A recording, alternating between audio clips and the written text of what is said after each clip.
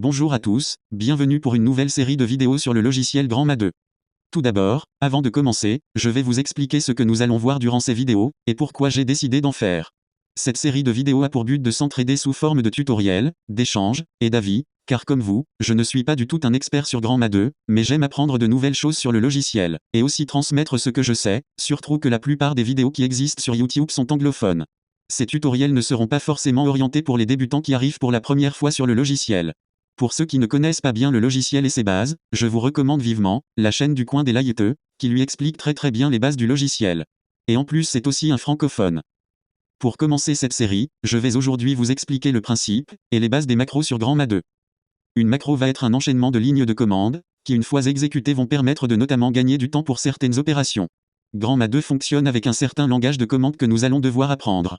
Pour cela un très bon outil est mis à votre disposition dans le programme. Vous devez écrire « Help » dans le command line, et ensuite appuyer sur Enter. Vous voyez donc ici, nous avons un genre de manuel, qui va nous aider à comprendre comment la console fonctionne. Nous pouvons voir en haut de la fenêtre, que nous avons une icône de loupe. Cette loupe va nous permettre de faire une recherche approfondie dans le manuel. Par exemple, si nous tapons « macro », nous allons voir tout ce qui concerne le mot macro. Si un jour vous avez un doute de comment s'écrit une commande, ou un doute quant au langage à avoir avec les command line, le mieux sera de venir voir dans ce manuel. Allons-y, commençons. La première chose que nous allons voir, c'est tout bêtement comment créer automatiquement via macro un exécuteur, une tirette, pour contrôler le dimmer d'une fixture. Nous allons tout d'abord créer une séquence que nous allons loader dans un exécuteur tirette. Créons la macro qui va créer la séquence. En faisant un clic droit dans une macro vide, nous pouvons l'éditer. La première chose que je fais lorsque je fais une macro qui me sert à programmer, c'est me mettre en mode blind edit. Cela évite que ce que font les macros se voit en direct. Et cela évite d'endommager les fixtures car les changements effectués sur les fixtures peuvent être très rapides et donc endommager les fixtures si elles devaient réagir au programmeur. La seconde chose que je fais, pour être certain que rien ne traîne dans le programmeur, c'est de mettre clear. Une fois cela fait, nous pouvons commencer la macro. Tout d'abord je vais appeler mon groupe comprenant les fixtures que je veux modifier. Ici ce sera le groupe numéro 1. Ensuite, je vais lui donner la valeur 100 au dimmer pour qu'il s'allume. Je vais donc écrire attribute, et entre les guillemets, mettre ce que je veux modifier comme type de valeur. Ici donc, c'est le dimmer le type de valeur. Ensuite je vais modifier un autre type de valeur. Ce sera le shutter, car si nous avons affaire à une fixture qui a un shutter, eh bien il va falloir l'ouvrir pour pouvoir avoir de la lumière. Donc, ici nous allons mettre, attribute, shutter, @100.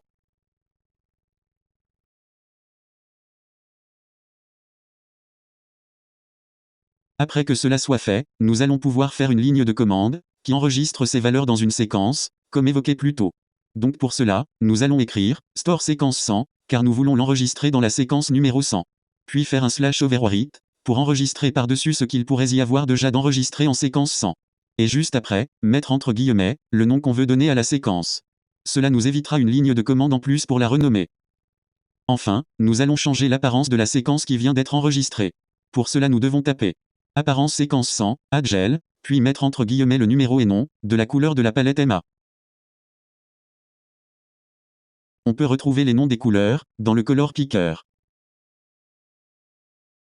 Ici c'est la couleur, MA color.12. Une fois fini, il nous suffit de clear le programmeur, puis de désactiver le blind edit, en faisant un blind edit off. La macro est presque finie. Il faut juste maintenant par précaution, décaler la ligne de commande de 0,05 secondes, pour éviter qu'elles ne s'activent tout en même temps. Cela pourrait les faire s'entremêler.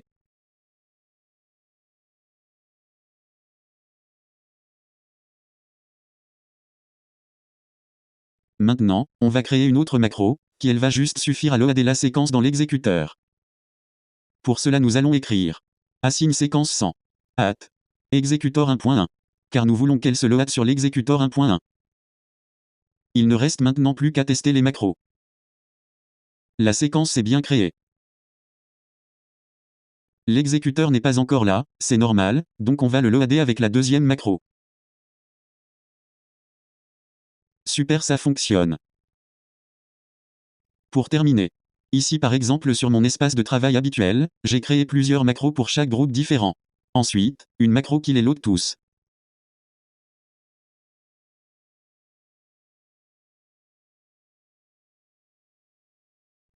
Voilà, le tuto est terminé. Si vous avez des questions ou remarques, n'hésitez pas à les poster en commentaire.